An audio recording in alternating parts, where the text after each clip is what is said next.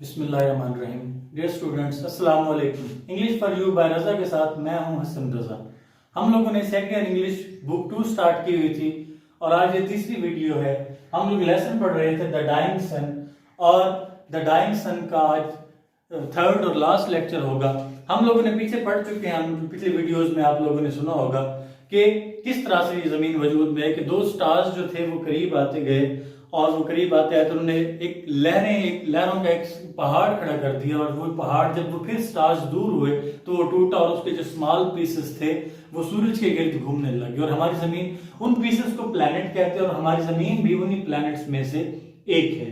तो आज हमने उसी से आगे पढ़ना है। Although we cannot speak with any certainty, गर्चे हम किसी यकीन से नहीं कह सकते। certainty mean यकीन। इट सीम्स ऐसा लगता है, मोस्ट लाइकली तकरीबन प्रोबेबली इम्कान ऐसे ही लगता है दैट के human race came into existence, के इंसानी रेस मीन जेंडर नस्ल, इंसानी नस्ल केम इनटू एग्जिस्टेंस वजूद में आई, कम इनटू बीइंग जैसे कि वजूद में आई, इन सम सच अ वे एज दिस, बिल्कुल इसी तरह से लगता है ऐसे ही है। इसका एक कभी इम्कान है कि इंसानी नस्ल भी बिल्कुल ऐसे ही वजूद में आई। Standing on our little grain of sand, अपने रेत के छोटे से जरे पर खड़े होकर, we try to discover, discover mean find out, हम तलाश करने की कोशिश करते हैं द नेचर, फितरत को, एंड द पर्पस और मकसद को, एम ऑफ दिस यूनिवर्स, इस कायनात का, विच सराउंड्स आवर होम, जिसने हमारे घर को घेरा हुआ है, इन स्पेस एंड टाइम, वक्त और जगह के लिहाज से। आवर फर्स्ट फीलिंग, और हमारा सबसे पहला एहसास इज है समथिंग लाइक फियर, खौफ की तरह का, और हमारा सबसे पहला एहसास खौफ की तरह का है। We find the universe frightening, हमें ये कायनात खौफ ज्यादा लगती है। फ्राइटनिंग मीन ड्रेडफुल, खौफनाक, हमें ये जमीन खौफनाक लगती है। Because of its immense distances, इसके इमेंस मीन ह्यूज डिस्टेंसेस, फासलों के, इसके बड़े फासलों की वजह से हमें ये कायनात खौफ ज्यादा लगती है। Which we do not understand, जिन्हें हम समझ नहीं पाते। फ्राइटनिंग खौफनाक है because of the stretches of time, वक्त के फैलाव की वजह से। स्ट्रेचेस मीन फैल जाना, स्प्रेड हो जाना, वक्त के फैलाव की वजह से भी ये खौफनाक है। सो ग्रेट, जो कितना बड़ा है, that we can not imagine them, कि हम इसके बारे में तखय्युल नहीं कर सकते। इतना बड़े औकात है कि हम इनके बारे में तखय्युल नहीं कर सकते। Making the whole of human history so very small in comparison, जो कि मुकाबलतन इंसानी तारीख को बहुत छोटा कर देती। Comparison mean contrast. फ्राइटनिंग खौफनाक है because of our extreme loneliness, क्योंकि हम बिल्कुल तन्हा हैं। Extreme mean very, loneliness isolation, तन्हाई, हमारी बिल्कुल तन्हाई की वजह से भी ये खौफनाक है। And because of its littleness, और इसके छोटे होने की वजह से। ऑफ आवर होम, अपने घर की वजह से। इन स्पेस कला में a million part of grain of sand, रेत के जर्रात में से लाखवां हिस्सा, out of all sea sands in the world, दुनिया के तमाम समंदरों पर पड़ी हुई रेत के, दुनिया के तमाम समंदरों पर पड़ी हुई रेत के मुकाबले में एक जरा के बराबर हम हैं। तो इसी वजह से, क्योंकि हम बहुत छोटे हैं, तो ये हमें खौफनाक महसूस होता है। बट अबव ऑल, लेकिन इन सब से बढ़कर, else we find the universe frightening, हमें ये कायनात खौफनाक लगती है। बिकॉज, क्योंकि वी कैन नॉट फाइंड, हमें नहीं मिलता any sign of that life. Sign mean symbol, इस जिंदगी का कोई भी निशान, लाइक आवर ओन, हमारी तरह, एग्जिस्ट एनीवेयर इन, जो कि कहीं और मौजूद है, it except on the earth, जमीन के बाद सिवाय। हमें ये खौफनाक इसलिए भी लगती है कि हमारी जमीन के सिवा जिंदगी की कोई और अलामत कहीं भी मौजूद नहीं है। इंडीड, दर हकीकत, in fact for the most part of empty space, क्योंकि खला का बहुत ज्यादा हिस्सा इज सो कोल्ड, इतना ठंडा है, दैट के लाइफ इन इट, इसमें जिंदगी वुड बी फ्रोजन, जम जाएगी, क्योंकि इस खला का बहुत सारा हिस्सा इतना ठंडा है कि इसमें जिंदगी जम जाएगी। Most of the matter in space is so hot, और बहुत सारा मादा इतना गर्म है, as to make life on it impossible, कि इसके ऊपर जिंदगी जो है वो इम्पॉसिबल है। कुछ इतना ठंडा है कि जिंदगी जम जाएगी, और कुछ इतना गर्म है कि वहां पे मुमकिन ही नहीं है रहना। Life does not seem to have any part, जिंदगी का कोई हिस्सा नहीं था इन प्लान, इस मंसूबे में, ऑफ द यूनिवर्स, कायनात में। लगता है ऐसा है कि इस कायनात के मंसूबे में जिंदगी का कोई हिस्सा नहीं था।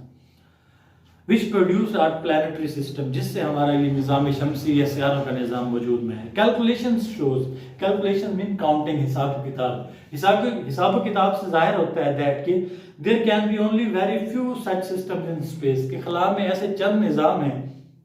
Yet so far as our planets like the earth, yet so far as we can see जहां तक हम देख सकते हैं, लाइफ ऑफ द काइंड, इस किस्म की जिंदगी वी नो, हम जानते हैं, ऑन अर्थ जमीन पर कैन एग्जिस्ट ओनली, सिर्फ वकूफ पजीर हो सकती है ऑन द प्लैनेट्स, सयारों पर, लाइक द अर्थ जमीन पर, क्योंकि हम जानते हैं कि जिंदगी सिर्फ जमीन जैसे सयारों पर ही वकूफ पजीर हो सकती है, इसके अलावा नहीं हो सकती। क्यों? क्योंकि जमीन जो है वो ना ज्यादा ठंडी है ना ज्यादा गर्म है। लाइफ ऐसे सयारों पर प्रोड्यूस होते हैं जो बहुत ज्यादा ठंडे हो, वहां जिंदगी पैदा नहीं हो सकती, एग्जिस्ट नहीं कर सकती। जो बहुत ज्यादा गर्म हो, वहां पे जिंदगी एग्जिस्ट नहीं कर सकती। जमीन इसमें सूटेबल टेम्परेचर है, इसमें ना ज्यादा ठंड है ना ज्यादा गर्मी है। ठंड पड़ती है यहाँ पे, गर्मी भी पड़ती है, लेकिन इतनी ठंड और गर्मी है जिनको हम बर्दाश्त कर सकते हैं, इतनी नहीं है कि जो अनबेयरेबल हो। तो बाकी स्टार्स के ऊपर गर्मी हो या ठंड हो, वो अनबेयरेबल है।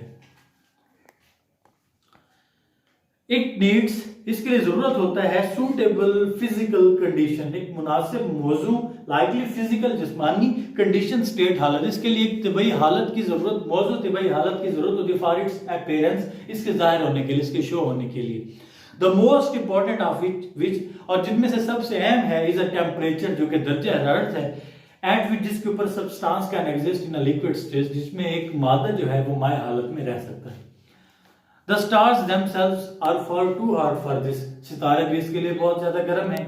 We may think of them as a collection of fires. हम उसके बारे में सोच सकते हैं कि ये आग के मजमुए हैं। Scattered, scattered mean dispersed, फैल जाना, जो फैल चुके हैं through space खला में। Providing warmth in surrounding, जो कि इर्द गिर्द के माहौल में हीट मुहैया कर रहे हैं। Where the temperature is at most for some 4 degrees above absolute zero, जहाँ पे टेम्परेचर एब्सोल्यूट जीरो से भी 4 दर्जे ऊपर है। That is about 484 degrees of frost, जो कि कोहर का 484 दर्जे है on the Fahrenheit scale पर।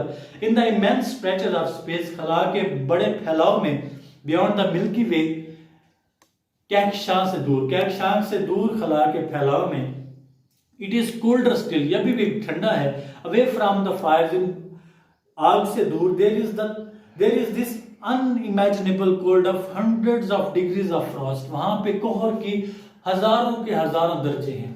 मतलब वहां पे जब जैसे जैसे आप इन बॉल से, इन स्टार से दूर जाते हैं, तो वहां पे इतनी ठंड है कि वो हजारों दर्जे हो सकती है। क्लोज अप टू देम, और उनके करीब, there is a temperature of thousands of degree, और हजारों दर्जे हरारत है। उनसे दूर हजारों दर्जे जो है वो ठंड है, और इनके करीब इनके दूर हजारों दर्जे ठंड है, और इनके करीब हजारों दर्जे गर्मी है। Eight which all solids melt, जिसपे तमाम जो ठोस चीजें वो मेल्ट हो जाती हैं, पिघल जाती हैं। ऑल लिक्विड्स बॉयल, और तमाम जो माइल चीजें हैं वो उबलना शुरू हो जाती हैं। Life can exist only in a narrow belt, narrow mean small, belt कहते हैं स्ट्रैप को, पट्टी को। जिंदगी छोटी सी पट्टी पर वकूफ पजीर हो सकती है, surrounding each of these fires, जो कि इन आग के बिल्कुल इर्द गिर्द है। एट अ सर्टेन डिस्टेंस, खास फासले पर, where the temperature is neither too hot nor too cold, जहां पे टेम्परेचर ना ज्यादा ठंडा है ना ज्यादा गर्म है। आउटसाइड दीज बेल्ट्स, इन पट्टियों के बाहर, लाइफ वुड बी फ्रोजन, जिंदगी जम जाएगी। इनसाइड इट, इसके अंदर, वुड बी बर्न्ड अप, जल जाएगी। मतलब वो जो पट्टियां हैं वो सूटेबल है, उनके बाहर जिंदगी जम जाती है, उनके अंदर जिंदगी पिघल जाती है। और हमारी जमीन उन्हीं पट्टियों में से एक है, according to scientific theory. Rough collection mean ऐसी कलेक्शन जो कंफर्म ना हो, नॉन कंफर्म।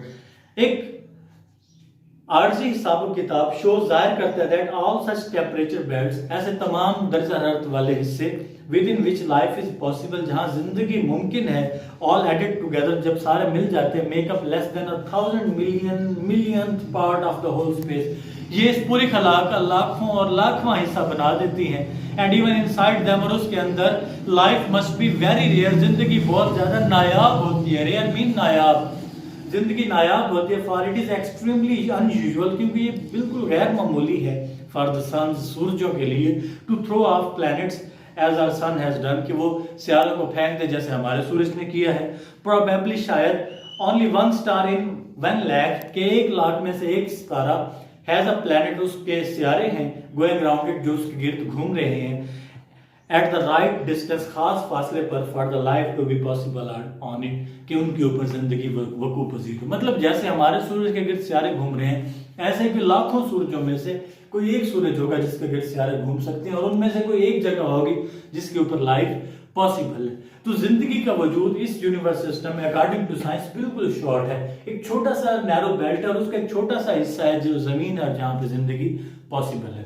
तो ये था जी हमारा लेसन द डाइंग सन। उम्मीद करता हूँ कि आपको समझ आई होगी। इस पूरे लेसन को अगर आप एक समअप करें तो उसमें यही बात आ जाती है कि सूरज जो था एक सितारा था और उसके करीब सितारा है और उसने मतलब करीब आने से टूट फूट का शिकार हुए और फिर वो जो उसके पार्ट्स थे वो सूरज के गिर्द घूमने लगे जिन्हें हम प्लैनेट्स कहते हैं। उन प्लैनेट्स पर जिंदगी वकूफ पजीर हुई और ये बिल्कुल शॉर्ट सी जिंदगी थी जो वकूफ पजीर हुई और आहिस्ता आहिस्ता ये जिंदगी इस तरह से जनरेट हो गई और हमारी जमीन की वैल्यू कितनी बिल्कुल छोटी सी है। और ऐसा बहुत सारे स्टार और हमें यहाँ पे फील हो के डर महसूस होता है इसी वजह से क्योंकि हम बिल्कुल छोटे से हिस्से पर रह रहे हैं और उस पूरी कायनात में और ऐसा कोई मकाम भी नहीं है जहाँ पे जिंदगी वकूफ पजीर हो। तो डाइंग सन से मुराद भी यही था, टूटता फूटता सूरज, कि जब सूरज अपने हिस्सों को तोड़ फोड़ कर अपने गिर्द फैला देते और लाइफ वजूद में आती है। तो उम्मीद करता हूँ कि आपको ये लेसन समझ आया होगा। Thanks for watching this video.